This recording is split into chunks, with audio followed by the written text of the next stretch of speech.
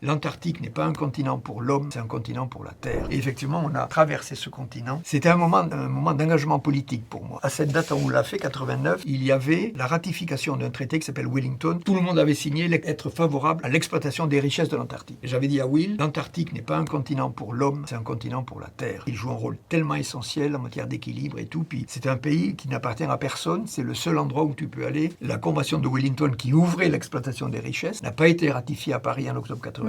Et c'est le protégé, fameux moratoire, ouais, jusqu'en 2048, jusqu'en 2048. c'est protégé. Cette notion de moratoire est intéressante, quoi. Donnons-nous le temps qu'il faut pour réfléchir, à le temps de nous précipiter de d'un coup. L'objectif de PolarPod, on va étudier cet océan qui est autour de l'Antarctique. Je montre ça parce qu'on va dire que ça, c'est PolarPod. C'est un navire vertical tubulaire. Dessous, il y a 75 mètres et 150 tonnes, qui fait que ça tient bien, ça bouge pas trop. Une des principales mesures qu'on va faire, c'est la mesure de la captation du CO2 par l'océan. Le CO2 que l'on émet en excès, responsable du réchauffement climatique, se dissout dans la mer, beaucoup plus dans les eaux froides que dans les eaux tempérées. Donc c'est le principal puits de carbone océanique de la planète, et PolarPod, par sa stabilité verticale, va permettre de mesurer ça. On est tous des acteurs du réchauffement climatique, plus ou moins, effectivement. Soyez économes en énergie, et ensuite faire appel à l'énergie décarbonée. C'est une fièvre chronique qu'il va falloir traiter avec un traitement d'urgence. C'est le seul puits de carbone à notre portée. Il n'y a que le verre, le pigment de chlorophylle, qui peut recapturer le CO2.